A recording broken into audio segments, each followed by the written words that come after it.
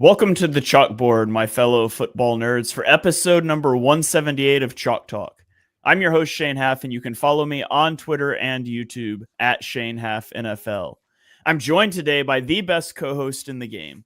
You've heard him on the Tough Cover radio show. It is Mark Henry Jr. Give him a follow on Twitter at Mark Henry Jr. _. Mark, how are you doing today? Doing well. One of the best gambling Sundays of my life, and also with an Eagles blowout win against the Cowboys, definitely gets you feeling more excited to talk about the goings on in the NFL here. Victory Tuesday, because I wasn't able to record yesterday, unfortunately, but very excited. Yeah, things went really well for the Eagles, as we'll get into. Washington loses. Unfortunately, the Giants can't pull off the overtime win in Germany, but the Lions had a chance to lose. We'll get into all of that. I guess it could have gone better, but the immediate things went well. So let's dive into the Munich game, Carolina versus the Giants in Germany. Carolina wins the game 20-17 in overtime, and Mark, this is the first time that Carolina has won consecutive games since week 3 of the 2021 season. So unprecedented winning streak going on in Carolina as they ruin their draft pick.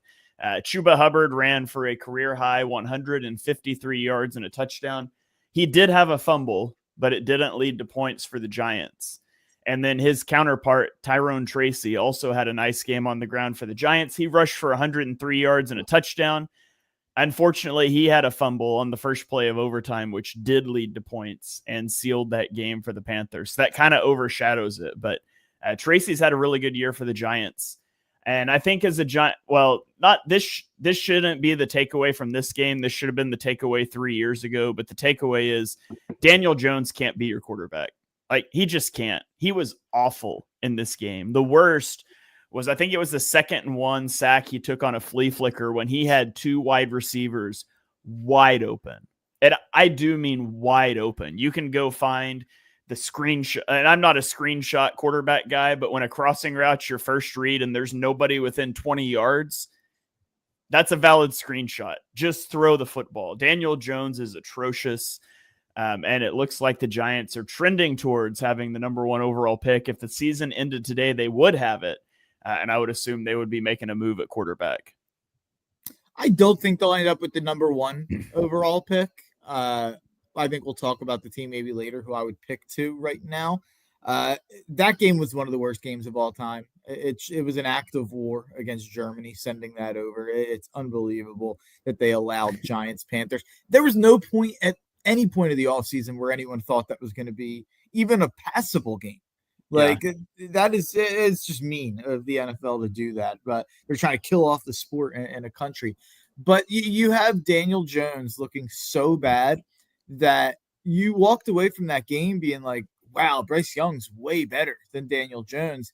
Bryce Young was 15 for 25 for 126 yards. It's not like Bryce Young lit it up or anything. He just wasn't making monumental mistakes in the same way that Daniel Jones was. And the Giants still almost had a chance to win it at the end. Obviously, it went to overtime, so they had several chances to win it. But, yeah, this was one of the worst games ever. And I think that the best part about the Giants, the whole Daniel Jones contract and what it allowed, is that I think Brian Daboll is a good coach. Like, I think he keeps them in games that they have no business being in at times. And he's probably going to get fired. And they're going to have to go find a better coach than him. And I think that's going to be hard. If you look at the last couple hires that the Giants made before that, I don't know if I have that much confidence in them to accomplish that goal. So I think that Daniel Jones being so bad is going to cost Daboll his job. And I almost think that that's the best case scenario as an Eagles fan. Yeah. Man, it's got to be rough, but I mean, the same thing happened with Mike Vrabel last year. Like, it's just kind of the way the cookie crumbles. Watch the Giants go get Vrabel now. That might be the move this offseason. But we've got Brett Eclipse chiming in on YouTube, says not only did they give Germany that horrible matchup, they then gave them an extra quarter of it. So at least for the sake of the fans in Germany, overtime was really short. It was only like 4 plays. Yeah, it was definitely quick there. All right, let's roll on to a matchup that had pretty big implications for the Eagles. That was Pittsburgh traveling to Washington, and Pittsburgh wins this game 28-27. And this game's really important because it allows the Eagles to take control of the division right now. They now have a half game lead with the Thursday night matchup looming with Washington. And the Eagles have a tougher schedule remaining than Washington does. And so the Commanders losing this game is big. The Eagles need to capitalize and win on Thursday as well to really push that lead out. But Russell Wilson connected with Mike Williams on a deep ball with 2:27 remaining to take a lead that the Steelers wouldn't relinquish. It was Mike Williams' only target of the day, but it was an important one. George Pickens just continues to thrive with Russell Wilson at the helm. He had 5 receptions for 91 yards and a touchdown. And to be honest, he has the connection with Russell Wilson that I expected him to have with Justin Fields. Justin Fields was a really good deep ball thrower in college, and I thought that would work well for the Steelers, and they just never got it off the ground. But also, is there something in the water in Pittsburgh that makes like your receivers just be a little bit insane? I mean, you've got the Antonio Brown thing from yesteryears, and now you've got George Washington. Now you have George. I don't know where that. They had James Washington. They were playing Washington. They have George Pickens in this game gets intercepted on a pass by a Washington defender. And like, rather than tagging him down, he just like turns and starts fighting another defender. That was bizarre. You've got like the stiff arm on the sideline where he just like tries to like push the guy's helmet off. George Pickens is a little bit unstable, I think. But man, he makes some crazy catches. But you get down to the end of this game and Washington has a chance. They get to midfield. They find themselves facing a 4th and 9, and they complete a pass to Zach Ertz at the sticks coming back to the ball, and he's ruled down short of the marker. It was upheld on review, and the game ends. I mean, it's literally a game of inches. Like, if that pass is past the marker, you're like 5 yards from kicking a field goal. So very close at the end of that game. And they had a chance again too at the end because the Steelers had the ball 4th and 1, and they were definitely going to punt. They weren't going to give them the ball at the 50, and they jump off sides. What a nightmare ending for them. Yeah, they even asked one of the Steelers players said after the game they didn't have a play call. They were just trying to draw them off sides. So, Jaden Daniels, not his best game. He was 5 of 8 for 49 yards on throws over 2.5 seconds. Overall, he threw for 202 yards on about a 50% completion percentage. Took 3 sacks. He only had 5 rushing yards. And yet there were still several times in this game, though, that he would make a throw and you're just like, a rookie shouldn't make that play. And so it's a rough game stat line wise for him. And I thought that Pittsburgh had a really good, I don't know that you have to have a good plan when you have Alex Highsmith and TJ Watt on your defensive line, but they did a really good job against them. And so for the Commanders, you blow a 10-point lead in the second half, and now you head to Philly for a massive showdown on a short week. So what were your thoughts watching this one? Yeah, Washington got handed a touchdown here basically because there was a fake punt that didn't work early in the game, and they got the ball on the 10-yard line. And Tom, when they asked him about it, he said, "I'll do it again," because I guess they didn't line anyone up over the gunner. The punter just made a bad throw, and then the Commanders were sitting right there. So I thought the Steelers really outplayed the Commanders from all of this game. Like it felt like they were the deserving team even when they were losing at points. And Washington, Jaden Daniels' stat line doesn't look good. I actually thought it was worse watching it because deep into the third quarter, he had some pretty atrocious stats, and they improved a little bit throughout the fourth and the late third. But they did do a great job keeping him in the pocket. They did a great job getting pressure. TJ Watt didn't get any sacks, but he had a ton of pressures. Cameron Hayward got a couple sacks. Highsmith got a sack. One noticeable thing for me with the Steelers, Jalen Warren, I've said this all year and since last year. Najee Harris is terrible. He's been better this year, actually, but in this game, he had 21 carries for 53 yards. Jalen Warren had 7 less carries. He had 13 more yards. Give Jalen Warren the ball more than Najee Harris. He's a better football player. I think that could be an important thing going forward. I think Najee actually got banged up towards the end of the game, so we'll see if Jalen Warren can kind of take that job over going forward. But Washington was without Brian Robinson Jr. here, and you could definitely tell it just couldn't really get anything going on the ground. 22 carries for 60 yards overall, including Jaden Daniels, 2.7 yards per carry on the ground. So that's probably the factor in the game right there, because they got given the extra chance with the fake punt. They got given a couple chances, but not being able to run the ball at all is going to kill you. Yeah, and suddenly over the last 3 weeks since Russell Wilson became the starter, the Steelers are averaging 30 points a game. So, now, granted, it's against the Jets, the Giants, and Washington. They've got a big matchup coming up with Baltimore this week, but the Steelers' offense is looking good, and I do think there's some holes in this Washington defense you can take advantage of. Their offense is good, but I have questions, major questions about the defense. I will just say, give me the Ravens all day in that matchup. I think it's -3 in Pittsburgh. Everyone's going to love Pittsburgh as a home dog. I almost always bet Pittsburgh as an underdog. Tomlin's really good as an underdog. I think this is where we get reminded that Pittsburgh is a good team, but I think that they're going to have trouble with the Ravens, the Bills, the Chiefs, the Lions, the Eagles, the top-notch teams in the NFL. Yeah. So there's one NFC East game left because we don't normally talk the Eagles game. But we do talk NFC East opponents. I don't think we really need to talk about Dallas. Dallas is just atrocious, and they're a complete disaster. So I don't really know that. I don't have anything really to say about Dallas other than they're a disaster, and their season was over before Dak went on IR, and it's certainly over now. So I don't really have much to say there, but is there anything you want to get off your chest in regards to Dallas? Where's the moon? Let's tear down the whole stadium. The guy's insane. What a crazy person. The Eagles are obviously they're leaps and bounds better than the Cowboys. But what I will just say about the game is that's how you don't see dominating performances in the way that we saw Eagles Cowboys and Eagles Giants the last couple of weeks very often.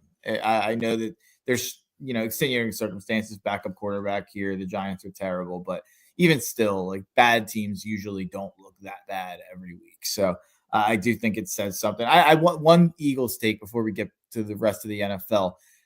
There was some like Saquon Barkley, not as much now. There was some Saquon Barkley MVP buzz before this game. And how many players on the Eagles offense do you think are more valuable than Saquon Barkley? Just from like an actual, if a player gets hurt, what's the impact on the team? 3. Yeah, I think it's 3 too. I think he's like the 4th most valuable player. So I had a problem with him being pushed in MVP discussions at all because I don't think he's a top 3 most valuable player on his own unit on his side of the ball. But that's probably like a running back conversation as a whole other thing. Saquon's been fantastic. That's not me being negative on Saquon. But it kind of goes real quick MVP conversation, because we had a back and forth on Twitter. You tweeted out that Jaden Daniels should be the MVP right now. As someone who's holding Lamar Jackson 18-1 to win MVP, it's Lamar. I am a little biased, but I think Lamar is like leaps and bounds above everybody right now. Yeah, it's Lamar. It's going to be Lamar unless something crazy happens, in my opinion. I mean, on the Saquon thing, if you're not a quarterback, you just don't have a chance to win the award. The award has become which I think all of the awards are stupid. Personally, I'm not interested.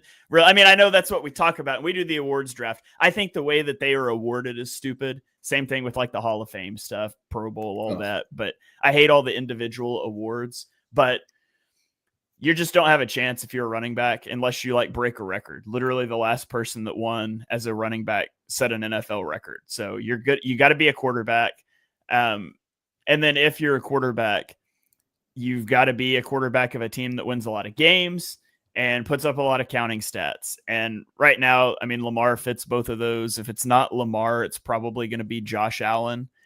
Jaden Daniels is probably like 3rd-ish right now, I would imagine.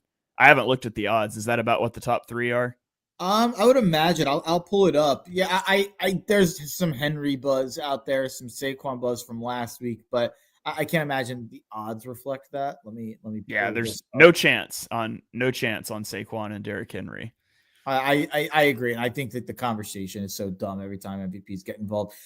Lamar is minus 110, Josh Allen plus 350, Mahomes plus 750. That's just because they're undefeated and he's sitting there. I think at this point Yeah. the statistical difference is bigger. Jalen Hurts is fourth at 12-1, Kyler 15-1, and then you have Burrow, Jaden, and Goff all tied at 20-1.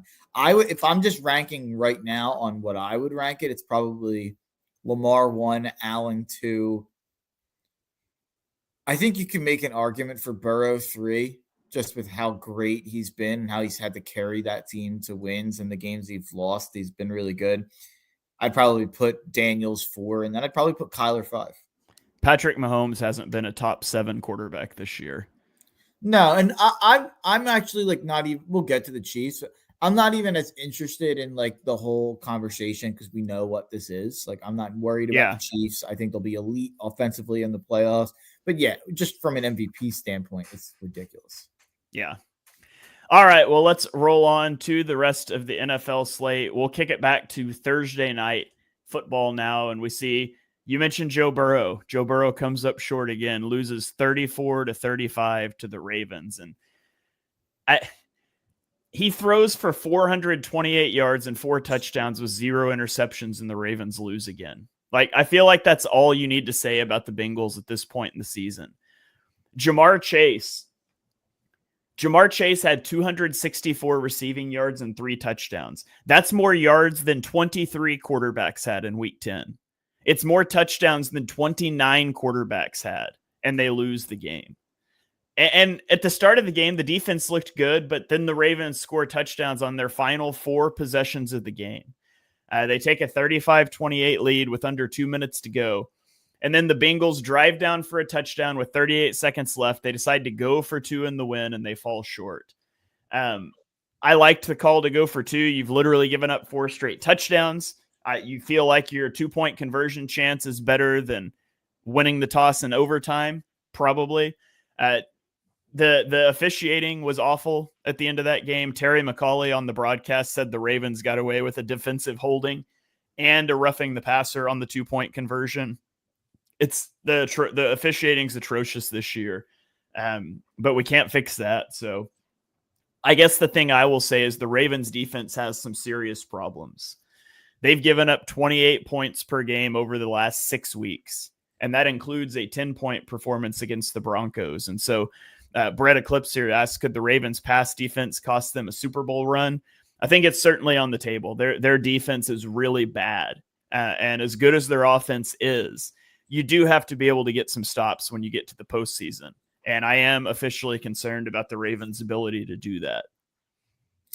Kyle Hamilton did go out in the first quarter of this game, so that hurts. They're saying that they're I think that they got pretty good news from the MRIs. He's looking like it won't be long. They're saying we'll see how he looks. He's probably going to practice this week, so he'll probably be fine. But I would say that that's like a pretty massive piece to take out of the Ravens' pass defense. Not that they haven't had. They obviously, you just laid it out. They have problems outside of that. I think that was exacerbated, and I don't think Jamar Chase is getting 300 yards on whatever it is, 264. If Kyle Hamilton's out there. But everyone's going to talk about, Burrow and Jamar doing what they did and losing. And obviously that's a story.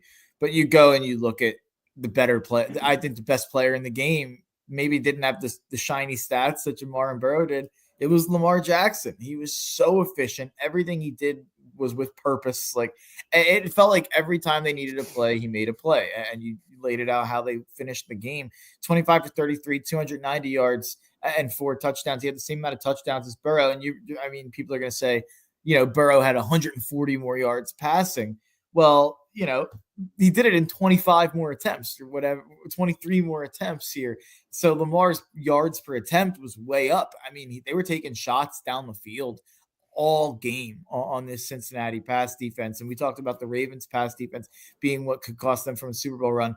the Bengals pass defense might cost them from the playoffs. They have such a massive game coming up this week. I actually like their chances. I think they are going to beat the Chargers in this game. I don't think the Chargers have the weapons out wide that are going to really, really punish them. Herbert's been playing incredible football, but I think the Bengals will be in the playoffs if you maybe make a guess right now. But that pass defense will be the reason that they miss it if they miss it. I think the Ravens can only lose one more game. You mean the Bengals? Or sorry, yeah, the Bengals. Gosh, I'm having a rough time this morning. I think the Bengals can probably only lose one more game. I think 7 seed in the AFC is going to be 9-8. Just okay. looking at the I think the Chargers and the Steelers will probably be in. Looking at around the NFL, and then it's going to be one of the Bengals, Colts, or Broncos. Bengals and Colts both 4-6. The Broncos are 5-5. Maybe a Dolphins at 3-6 could sneak their way back in. But I think that there's probably I don't think any of those teams get to 10 wins. Yeah. Yeah. I don't know. We'll have to see. They definitely at some point have to start clicking though, and that defense is atrocious, like you mentioned. So let's keep going here. Let's get to some really atrocious football in Chicago. New England beat Chicago 19-3. When I made my notes after watching this game, I wrote down the Bears have to clean house on their coaching staff, and Shane Waldron got the axe. I think it was overnight, this morning, whatever.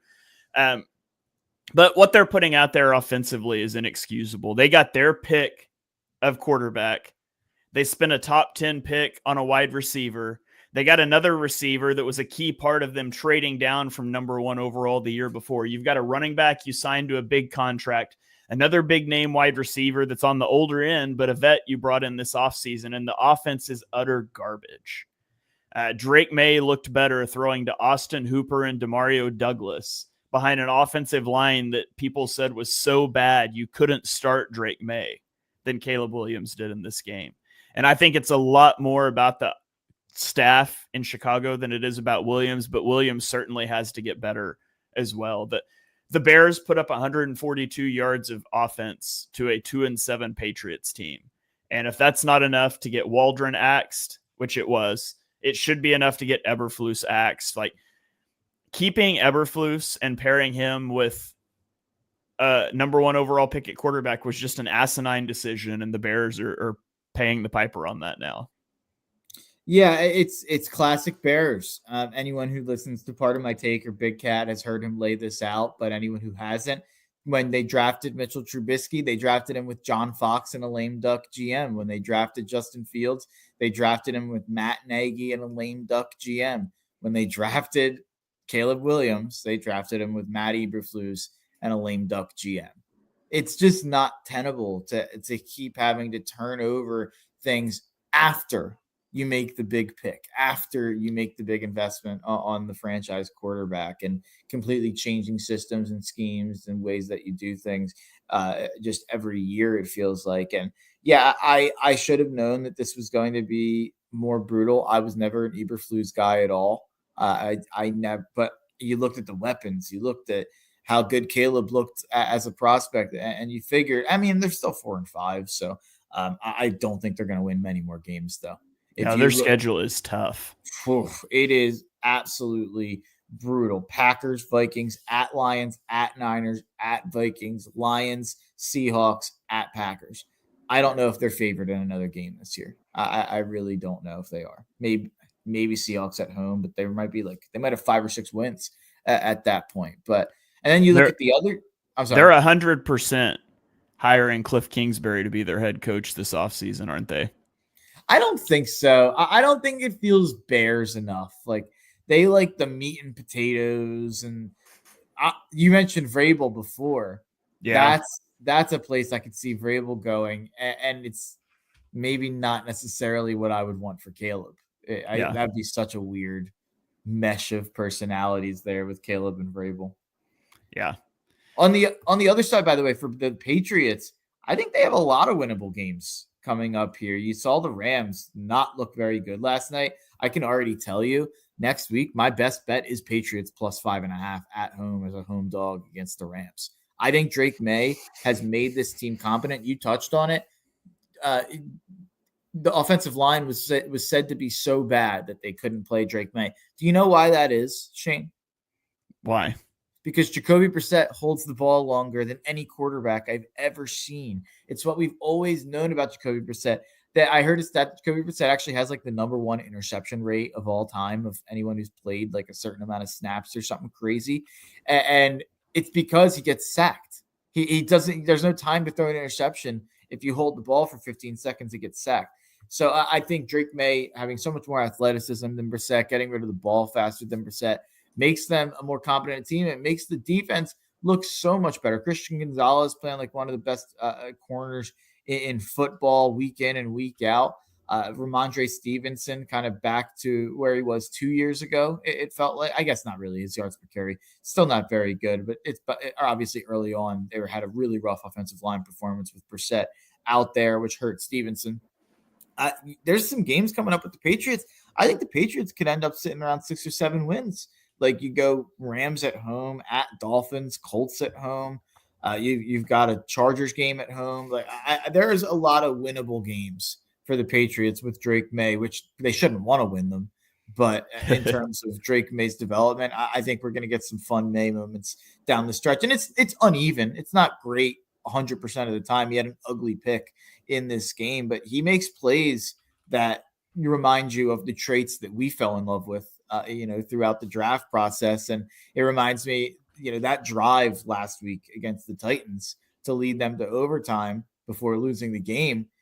He shows these flashes of being a truly special guy, almost a little Jordan Love-esque, I would say, down the stretch, how Jordan Love was last year. That's how May looks when he's looking really good. When pressured this season, Drake May is 6th among quarterbacks in EPA per dropback and 10th in success rate.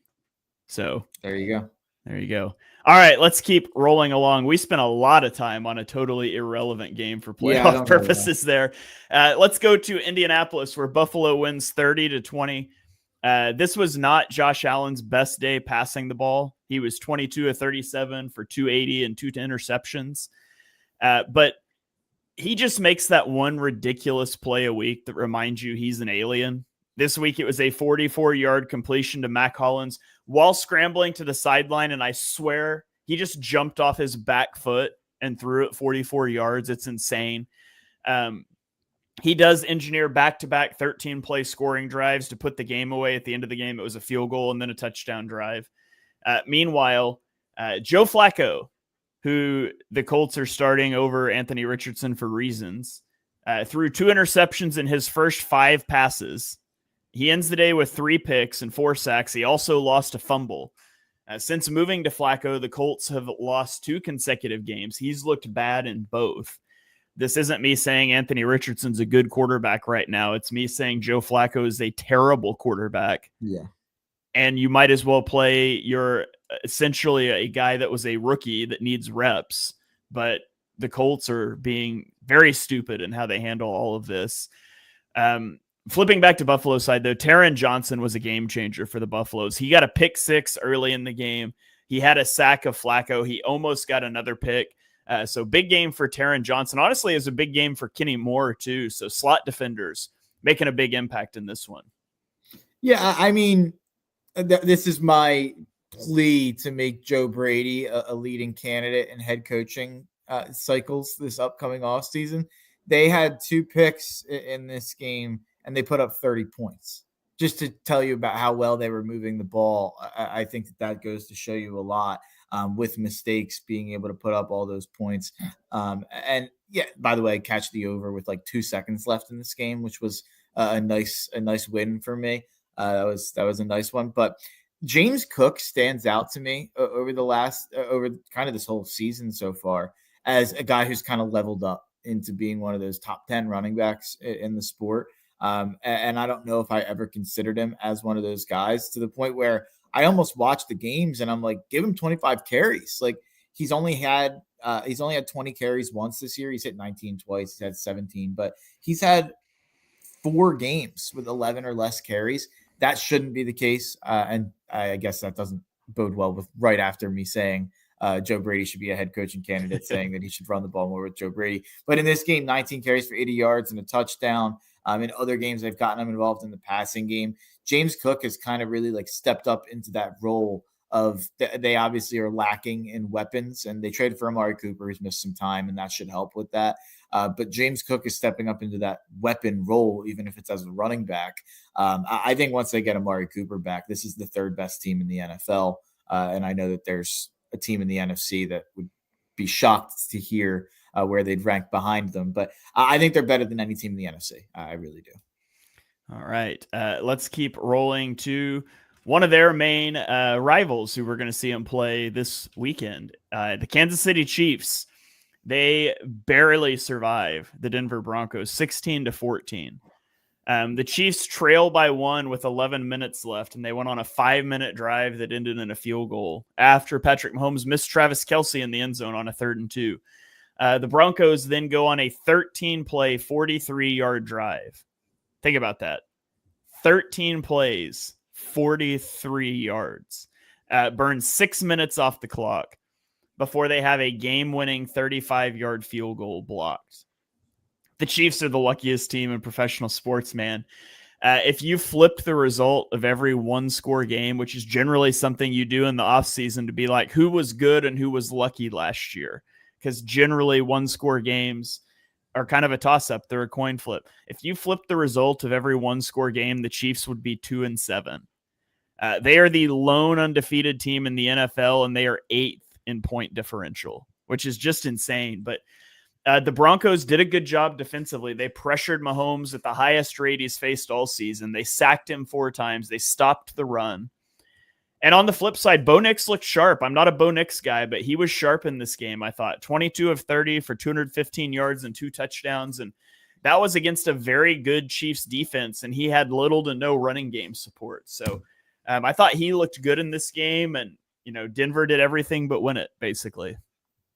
Yeah, I had a Chiefs Chargers teaser, and it was -1.5. So cashing that with the Chiefs winning by 2 on a missed field goal when I already kind of figured that was a loss added to what was a great Sunday for me. But yeah, they're the luckiest team in all of sports. It's unbelievable. I'm not even going to focus too much on that because you'll hear that everywhere, and it's obvious. They're the national game every week, and we see it every week, and this happens every week. It's crazy, but I actually think that they lose next week to Buffalo. But looking at Denver, Bo Nix was really good in this game, like you said. And I know that they only scored 14 points, but he really felt like he was keeping them in the game and made me uncomfortable at a couple points as someone who had bet on Kansas City. Something weird with them. Javonte Williams had gotten like 15 carries or more, 3 straight games. All of a sudden, 1 carry. Audric Estime gets 64% of the design run snaps, 14 carries for 53 yards. So for the fantasy people out there, it appears Audric Estime, Notre Dame guy right here, is now the starting running back there. And Javonte Williams, who had 2 rough games in a row after kind of a little bit of a resurgence in the middle of the year, is gone from the plans, it appears. So that's a little bit of a fantasy nugget, but also a Broncos nugget. They're turning it over to the rookie, and we'll see if Estime is able to get things going. Not a great game, 14 carries, 53 yards, 3.8 yards per carry, no touchdowns or anything, but will be interesting to see if they continue with that. All right, let's keep rolling. Let's go to the Superdome, where the New Orleans Saints snap a 7-game losing streak with a victory over the Falcons, 20-17. Atlanta missed 3 field goals in this game. One of them was blocked. The other 2 were just misses. Marquez Valdez-Scantling had 109 yards and 2 touchdowns on 3 targets. And at times, the Saints offense looked like it did at the start of the year in the first half. But then they went 3 and out on 5 of their 6 second half possessions. And Atlanta is almost able to win the game. Bijan Robinson had a good game. He rushed for 116 yards and 2 touchdowns. Kirk Cousins threw for 306 yards, but he also threw a pick and he fumbled twice, as Atlanta drops a game that I don't think many people probably expected them to drop. What does this do to your Atlanta outlook, and what are your thoughts on the NFC South still? You still got Atlanta. I mean, it helps that Tampa Bay doesn't win either, which we're about to get to, but I guess nothing really changes in the South after this one. Yeah, I'm choosing to believe that this was a little bit of a, just a coach gets fired game. Young Hoku missed 3 kicks here. Atlanta clearly outplayed them. So I'm not worried about Atlanta long term. Kirk had a couple weird plays in this game, but we'll find out a lot about Atlanta over the next 3 weeks because it's like there's 3 straight spreads that I think will be within 3 points here. They at Denver. Denver's a 2-point favorite. They're home the week after that, or they actually have a bye after that. But then after that, they come home and play the Chargers. I think they'll probably be like 2-3 point favorite. Then they go on the road and play Minnesota, and they'll probably be like a 3-point underdog there. That's before playing teams like the Raiders, the Giants, the Panthers. So they do have 3 nice games out of their last 4 to close the year. But they don't have any games that you look at and go, oh, the Falcons can't win that. Like they don't have a Chiefs or a Bills or a Lions or a Ravens or even an Eagles who they beat coincidentally. But they do have like that Broncos, Chargers, Vikings, Commanders type team that, maybe if they split those games, that means we're talking about an 11-6, 12-5 team. So I think that's where they'll be. Yeah. Well, speaking of missing 3 kicks, we can go right into the Tampa Bay game. San Francisco at Tampa Bay, and Tampa Bay loses by 3 here. But it was the 49ers who missed 3 field goals. They missed 3 field goals. They lost the turnover battle. They had more penalty yards, and they still won the game. Christian McCaffrey returned to the lineup for the 49ers, and he was very ineffective as a runner. He had 13 carries for 39 yards, but he did have 68 receiving yards, so making an impact in the passing game. Baker Mayfield went into hero mode at the end of this game. He had like a crazy run where on one play, he's stiff arming Nick Bosa. And like while he's engaged with him, while he's hanging on, he throws a dart downfield. He's breaking tackles while he's scrambling like 2 plays later. Unfortunately, that drive ended in a field goal instead of a touchdown. And so it was up to the defense to get a stop, to get it to overtime. And for the second straight week, the defense just couldn't get a stop. San Francisco drives down. They hit the field goal to win the game. It's a heartbreaker for Tampa Bay. If you're San Francisco, I don't know that it's like a awesome get right game coming out of your bye because you got Deebo Samuel grabbing the long snapper's throat on the sideline. You got Christian McCaffrey not looking great, but it is a win, and a win is a win is a win. But things just still feel off in San Francisco, but they get the win. It's just a big missed opportunity for the Bucs. Yeah, the Tampa defense is just not good enough, in my opinion, to matter down the stretch. I don't think they're going to be a team that makes the playoffs. And Christian McCaffrey didn't necessarily look right, I would say, but he made his impact through the passing game.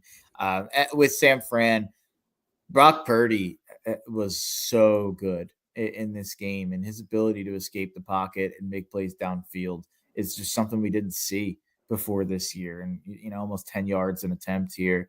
The stats maybe aren't as good and as pristine as they've been in years past, but when you watch the games, he jumps off the screen now in a way that I don't think he did in the past. So I'm kind of the opinion that San Fran has vaulted right back into the conversation of Super Bowl contenders. If you made me pick, I think that there's probably 5 teams that I would say are the front runners to win the Super Bowl right now. And it's Kansas City, Buffalo, Baltimore, and then in the NFC, Detroit, and maybe biased, but Philly. You could throw Green Bay into that. I would throw San Fran right into that now as well. If Christian McCaffrey looks at himself down the stretch, I think people have kind of forgotten how much of an unlocking factor he is to any offense. He's so important to any offense he's a part of. I think San Fran's right back to being a contender. All right. Let's keep rolling along to a team that's got a lot of wins in the NFC, but you notably left off your list there. And I fully agree, but the Minnesota Vikings at Jacksonville, they win 12-7. And the Vikings outgained the Jags 402 to 143 yards. They had 28 first downs to the Jags 10, and yet they trailed this game in the fourth quarter. Sam Darnold threw 3 interceptions in this game, and he almost had a 4th, and all of them occurred while targeting Justin Jefferson. On the Jags side, Mac Jones, who's playing for an injured Trevor Lawrence, wasn't any better. He threw 2 interceptions. He fumbled the ball. Even worse, those 3 turnovers came on the Jags' final 3 drives. And so the Vikings became the first team to win a game with at least 3 turnovers and 2 touchdowns since 2006. when the Packers did it against the Vikings. So, I look forward in 20 years to the Jags doing this to somebody else, because that's apparently the cycle. But 147 straight teams had lost in that situation, and the Vikings get the win. So ugly game. There was a lot of ugly football on Sunday, and we'll get into some more of it later. But the Vikings win. I'm not scared of the Vikings at all as an NFC contender, though. No, the Vikings have clearly hit a wall here over the last month, where they lose to the Lions at home in a game that they made look closer than it was. They lose on the road to LA on Thursday night. They beat Indy, but they didn't look impressive at all in that game. And I think if Indy and Flacco would have played at all better, then Indy wins that game. And then here, if Trevor Lawrence plays, I think Jacksonville wins that game. It's a shame too, because coming up at Titans, at Bears, they might be able to play terrible and be 9-2 and win both of those games. It does get a little tougher down the stretch for them for sure. But they have 2 more Bears games and a Seahawks game. Who knows what Seattle is? So I think Minnesota is going to kind of fraud their way to 10, 11 wins, maybe even 12 if things go really right for them. And I won't be afraid of them at any point. Sam Darnold has kind of turned back in to Sam Darnold in a lot of capacities. Yeah, turns out he's just not a very good quarterback. And Kevin O'Connell can make a lot of things work, but eventually you just have to have the quarterback or it's not going to work. Yeah, and that's why everyone was freaking out that they were basically still saying that he wasn't going to be the quarterback when things were going well. It's probably always the right way to handle it. Yeah. Okay, let's get into the afternoon slate. The Tennessee Titans at the Los Angeles Chargers. The Chargers win 27-17. Justin Herbert was 5 of 5 for 70 yards and a touchdown after halftime with 3 first down runs. Harbaugh is so committed to we're going to run the football. He's got Justin Herbert out here running the ball, breaking people's ankles now. I just thought that's just a hilarious stat line. Throws 5 passes in the second half, but runs for 3 first downs. But the Titans cut the deficit to 13-10 on their opening drive of the second half, but the Chargers went back-to-back touchdown drives after that. And that continues the thing for the Titans, where they've been outscored 139-63 in second halves this year. And I just want to say, this is justice for Mike Vrabel. Mike Vrabel got to 6 wins with this team last year, and that should have been seen as a crowning. Mike Vrabel should have maybe been considered for coach of the year for getting 6 wins with this roster that has no quarterback. They have no skill players. They had no offensive line, and they got to 6 wins. And the Titans firing Vrabel was absurd. They need to take a hard look in the mirror at the atrocious way they've built this roster. But, that is what it is. They might have another one and done coach this year. We'll see. On the Chargers side, the Chargers have 18 sacks in the last 3 games. And my guy, Tuli Tuipulotu, has 2 sacks in this one, 5.5 in the last 3 games. I loved that guy in the draft. And by the way, they did all that while keeping Joey Bosa on a snap count from a hip injury, and Khalil Mack only played 4 snaps. So the Chargers defense is coming alive. I'm interested to see how this approach for them to their offense, it plays out down the stretch, if they can really make a potential run in the AFC. By the way, who has apparently been one of the best corners in the league so far this year when he's played? Who? My guy, Cam Hart, Notre Dame, back to Notre Dame. It always comes back. But he's been awesome for the Chargers. And they were talking about how they had a DB coach who was pounding the table for him on day 3. And now I think he made 5 starts. He was their second highest PFF graded defender against the Titans in this game. So shout out to Cam Hart. But Justin Herbert before this game, and I'm actually not. I'm not taking anything away from this game. 14 for 18, 164 yards and a touchdown. He just didn't have to do a lot to beat a terrible Titans team. The 4 games before this one, I think you can make a case as the best 4-game stretch of Herbert's career. He only had the one really flashy 350-yard game. It's actually the one they lost, but 237 yards, a touchdown, no picks, 349 yards, no touchdowns, no picks, 279 yards, 2 touchdowns, no picks, 282, 2 touchdowns, no picks. And they went 3-1 in that stretch with 3 blowout wins. I think you could definitely make the case that Justin Herbert's playing better football than he ever has in his NFL career right now. Yeah, I was going to try to look up his his stats or his EPA stuff over that stretch. You said the last 5 weeks. Yeah, I guess you could include this week. That EPA will still So give him credit week for. 6 through 10. It looks like he is 7th in EPA and composite. That factors in. Yeah, he's 9th in EPA, 7th in EPA and CPOE composite. So, good little stretch for him. Surprised it's not better, to be honest. Yeah, it's behind. His EPA per play is behind Lamar, Goff, Murray, Hurts, Purdy, Burrow, Tua, Cousins. Cousins has been really good when he's been good. Yeah. He's had 3 or 4 crazy games this year, but yeah. Yeah. All right. Well, let's keep rolling here to Arizona. The Jets get blasted in Arizona 31-6. And Kyler Murray had himself a day. He was 22 of 24 passing for 266 yards and a touchdown. I think he completed his final 17 consecutive passes in the game. He also added 2 rushing touchdowns. The Cardinals scored 3 straight touchdowns to open the game, and they only settled for a field goal on the 4th drive because they ran out of time before half. It was a 1st and 10 in the red zone when they kicked the field goal. They scored a touchdown after half to make it 5 straight drives before they finally punted for the first time in the 4th quarter, up 31-6, which was the final score. The Jets can't tackle. They can't stop the run. They cannot cover anyone. They don't pressure the quarterback. They bust coverages regularly, and their offense is awful. Aaron Rodgers dropped back to pass 38 times in this game, and he had 128 net passing yards. The Jets, it's just a disaster. Like, there's really nothing else to say about it. Rodgers going to retire after this year.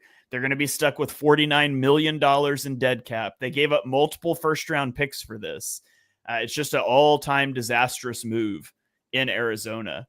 Meanwhile, you look at the Cardinals, and their defense has suddenly allowed less than 10 points in 2 straight games. And so, granted, the Jets are in there, but the Cardinals are looking pretty good, looking like a team that, the NFC West is going to get exciting. If Arizona continues to play well, if the 49ers are back, that'll be a fun division to watch play out over the back half of the season.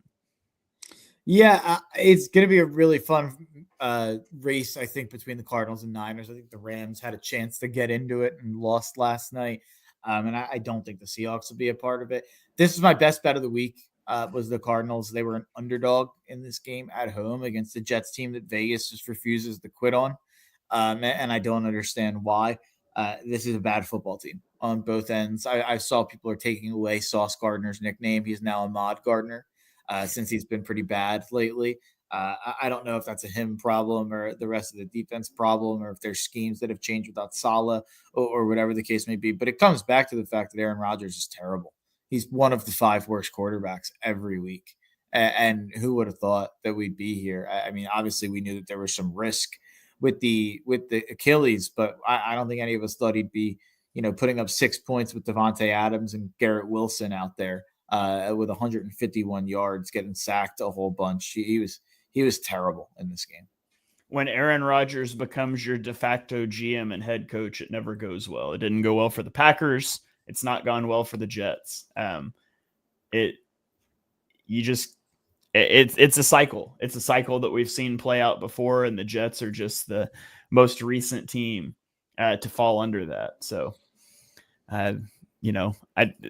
it's too late at this point. Like, you're just kind of screwed for the next couple of years now.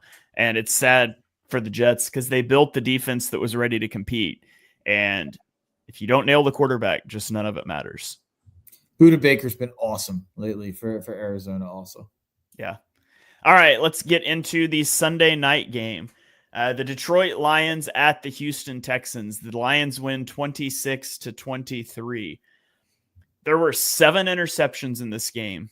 9 punts, 4 sacks, and a missed go-ahead field goal. There was an interception on the last play of the first half and then the first play of the second half. Then there were 3 more interceptions on the next 5 drives. So 5 of 7 drives with an interception in this game. Jared Goff had not thrown an interception since week 3. Jared Goff has 4 games this season where he has had 4 or less incompletions. But against the Texans, he was 15 of 30 and he tossed 5 interceptions. Just a wild game, sloppy game. The Texans led 23-7 at halftime, did not put up a single point in the second half. They did miss a 58-yard field goal that would have broken the tie and given them the lead with 2 minutes left, but that's as close as it got. CJ Stroud was 5 of 13 for 68 yards with 2 interceptions in the second half. And CJ Stroud's in the same position he was in last year. He's got an awful offensive line. He's got no wide receivers right now. Nico Collins is hurt. Stephon Diggs is hurt. But last year, he looked far better at elevating that than he has this season. Joe Mixon in this game had 26 carries for 46 yards, which is just insane.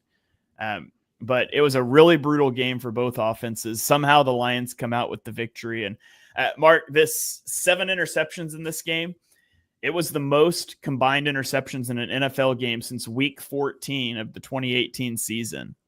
That was a game played between the Rams and the Bears. And in that game, Jared Goff was playing for the Rams, and he threw a previous career high 4 interceptions. So Jared Goff breaking records that nobody wants to break in this one. What were your takeaways from Sunday Night Football? The Texans are so mid. They are so mid. I mean, obviously they don't have Nico Collins out there. Diggs is done for the year. I just don't take them seriously at all. If you were making me power rank teams, I don't know if they make my top 12. Like I just don't. I'm not impressed by them at all. Stroud has clearly taken a step back. Their play calling has gotten so much less inventive. Slowick went from being a big time candidate last year to, I don't know if he gets interviews this year with how Houston's offense has looked in a lot of ways. But I mean, all you need to know: Detroit threw 5 picks and Houston lost the game. Mm-hmm. I think that wraps it up right there and tells you everything you need to know about Houston. Yeah. Well, let's roll on to Monday Night Football then, where the slop fest continues. A lot of sloppy football, like I said, this week. But there was a period in this game where Matthew Stafford throws a deflected interception that led to a Miami field goal. Then the Rams get the ball back and punt, but Tua throws a pick on the next play. On the next play, Kyron Williams fumbles, and then 4 plays later, Jared Verse strip sacks Tua. So it was just an ugly game all around. You get into the second half, though, and every possession in the second half ended in points, except for a missed field goal by the Rams on the opening drive. But the Rams are unable to recover an onside kick at the end to give themselves a shot. My takeaways from this game are about 2 rookie edge rushers. Chop Robinson has a good game. He gets 5 pressures in this one, but Jared Verse is the big guy. Mm-hmm. Jared Verse is a stud. You and I both had him in our top 10 rankings this year or last year going into the draft. I think we actually both had him number 9 overall. He had 6 pressures in this game. 2 were quick pressures, so under 2.5 seconds. He gets a sack.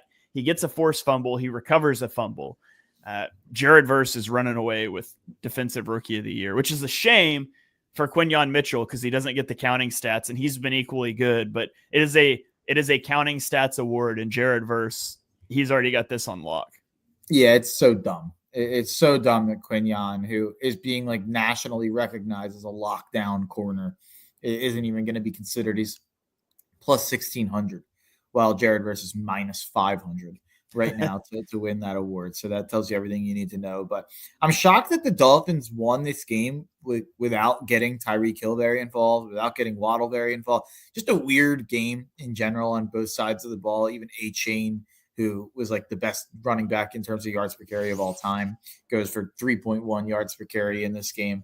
It was a weird game. I'm shocked that the Dolphins won this one, to be honest. I really thought the Rams were going to take care of business. I kind of thought the Dolphins were just a bad team that we were giving the credit of, oh, well, they didn't have Tua, so that's why they lost those games. But I thought people were kind of overlooking some of the bad games that they had with Tua. But they figured out a way to win this one. And you know, you can kind of talk yourself back in if you're the Dolphins. You play the Raiders upcoming. You play the Patriots upcoming. You win those games. You're 5-6. You're right in the mix. So after that, you got games against the Jets. You have 2 games against the Jets. You have a game against the Browns. They probably have 5-ish or more games that they're going to be favored in. So interesting kind of – I kind of had already stuck a fork in the Dolphins. There's a chance that I forked them a little too early. Yeah. And on the Rams side, it was just weird. Yeah, it was just weird because you got your guys healthy, and they've been so good at times when they've had Cooper Kupp, Puka Nacua, and Kyron Williams all out there. But it's just, this is a team that just, they're not consistent. Like, I will still be concerned when the Eagles play them in a couple weeks that Stafford will be hot and just like throw for, 5 touchdowns, because that's certainly in the realm of possibilities, but they're just not consistent enough to go make a run. No, I agree. And yeah, McVay's such a good coach that they're going to show up in certain games, I think, with a great game plan. But yeah, I'm right with you. I don't think they're a relevant factor down the stretch. All right. Well, that does it. That gets us through all of the Week 10 slate. Mark, before we get out of here, you got any final thoughts for us? Final thoughts. What would my final thoughts be? I guess I'll give out my early leans for next week. What I used to do here for the final thought. I do like the Eagles -3 against the Commanders. I like the Ravens -3 at the Steelers. I like the Pats +5.5 against the Rams. I like the Falcons +2 against the Broncos. I like the Bills money line against Kansas City, and give me the Bengals against the Chargers. All right, there you have it. Mark's early looks to next week. And this is a condensed week here on the Eagles Pinpool Network, with the Eagles playing on Thursday night against the Commanders. So there's going to be a lot of content flying your way, all stacked on top of each other. So make sure you check that stuff out, or at least as much of it as you can before Thursday night. And we'll be back next week to break it all down. So thank you guys for joining us for episode 178 of Chalk Talk. If you enjoy what you heard on the show, and we know that you do, hit that subscribe button, turn on notifications so you don't miss our next episode. You can drop us a 5-star rating wherever you stream your podcasts. You can follow us on Twitter. I am at Shane Half NFL. He is at Mark Henry Jr. We will catch you guys next time.